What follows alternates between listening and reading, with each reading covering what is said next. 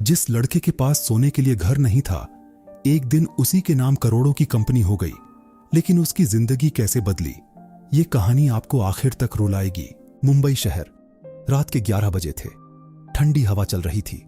बड़ी बड़ी इमारतों की चमक के नीचे एक 22 साल का लड़का फुटपाथ पर बैठा था। उसका नाम था आरव। फटे हुए कपड़े, पैरों में टूटी चप्पल और आंखों में अधूरे सपने। उसके पास ना घर था, ना परिवार, ना कोई अपना।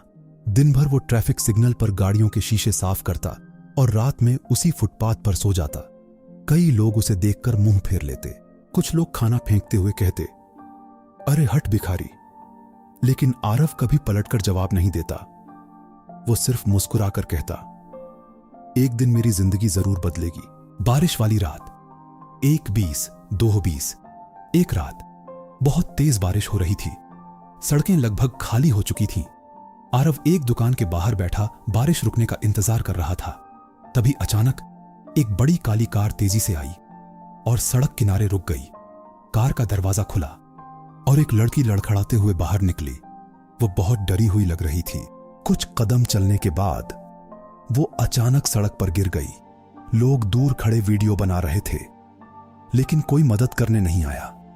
आरव तुरंत उसके पास भागा। मैडम, आंखें खोलिए। लड़की बेहोश थी। आरव उसे उठाकर पास के छोटे क्लिनिक में ले गया। डॉक्टर ने लड़की को चेक किया, फिर गंभीर आवाज में बोला, अगर 10 मिनट और देर हो जाती तो जान भी जा सकती थी। आरव घबरा गया। डॉक्टर ने इलाज के पैसे मांगे। आरव ने अपनी कई दिनों की बचाई हुई पूरी कमाई डॉक्टर को दे दी। उस रात आरव खुद भूखा सो गया। कुछ देर बाद लड़की को होश आया। उसने धीरे से पूछा, मुझे यहां कौन लाया? डॉक्टर ने आरव की तरफ इशारा किया। लड़की हैरान रह गई। उसने देखा, जिस लड़के ने उसकी जान बचाई वो खुद गरीब था। लड़की की आंखें भर आईं। तुमने मेरे लिए इतना सब क्यों किया? आरव मुस्कुराया, क्योंकि मुसीबत में मदद करना इंसानियत होती है। लड़की का नाम था काव्या, लेकिन उसने अपनी असली पहचान छुपा ली। असल में वो शहर के सबसे बड़े बिजनेसमैन की बेटी थी। उस रात कुछ लोग उसका पीछा कर रहे थे। डर के कारण वो भागते भागते बेहोश हो गई थी। काव्या ने जाते समय आरव से पूछा, तुम्हारा कोई सपना है? आरव हल्का सा हंसा। गरीब लोगों के सपने नहीं होते मैडम, सिर्फ जिम्मेदारियां होती हैं। काव्या ये सुनकर चुप हो गई। जाते जाते उसने कहा, मैं फिर मिलूंगी। कुछ दिनों बाद आरव को पता चला कि उसके पुराने फुटपाथ वाले दोस्त छोटू की तबीयत बहुत खराब है। छोटू एक छोटा अनाथ बच्चा था जो आरव को भाई मानता था। डॉक्टर ने कहा, इलाज के लिए 3 लाख रुपए चाहिए। आरव के पैरों तले जमीन खिसक गई। उसने हर जगह मदद मांगी, लेकिन किसी ने मदद नहीं की। रात को वो फुटपाथ पर बैठकर रो रहा था, भगवान, गरीबों की जिंदगी इतनी मुश्किल क्यों होती है? अगले दिन पूरा इलाका अचानक बड़ी बड़ी गाड़ियों से भर गया। लोग हैरान थे। एक लंबी काली कार आकर आरव के सामने रुकी। कार का दरवाजा खुला और उसमें से उतरी काव्या, लेकिन इस बार उसके साथ सिक्योरिटी गार्ड और बड़े बिजनेसमैन खड़े थे। पूरा मोहल्ला शॉक्ड रह गया। काव्या सीधे आरव के पास आई। तुम अकेले नहीं हो आरव? आरव कुछ समझ नहीं पा रहा था। तभी काव्या ने कहा, मैं काव्या मल्होत्रा हूं, मल्होत्रा ग्रुप की बेटी। आरव हैरान रह गया। काव्या ने तुरंत छोटू का इलाज करवाया। सबसे बड़े अस्पताल में भर्ती कराया गया। कुछ दिनों बाद छोटू बिल्कुल ठीक हो गया।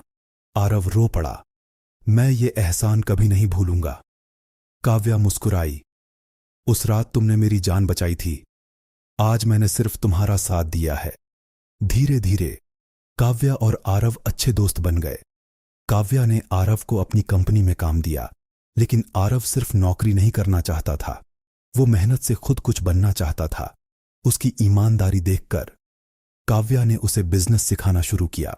3 साल बाद वही आरव जो कभी फुटपाथ पर सोता था, आज करोड़ों की कंपनी का मालिक बन चुका था। उसकी मेहनत और ईमानदारी ने सब बदल दिया। टीवी चैनलों पर उसकी कहानी दिखाई जाने लगी। लोग कहते, किस्मत सच में बदल सकती है।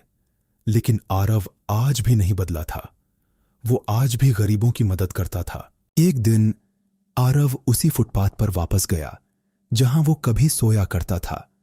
उसने वहां गरीब बच्चों के लिए बड़ा आश्रम और स्कूल बनवाया। उद्घाटन के दिन आरव ने कहा, गरीब होना गलत नहीं है, लेकिन किसी गरीब का मजाक उड़ाना बहुत गलत है। काव्या की आंखों में आंसू आ गए। पूरा शहर तालियां बजाने लगा और उस दिन फुटपाथ पर रहने वाला लड़का सिर्फ करोड़पति नहीं बना, बल्कि लाखों लोगों के दिलों का राजा बन गया। एंडिंग लाइन, इंसान की असली दौलत पैसा नहीं, उसका दिल होता है।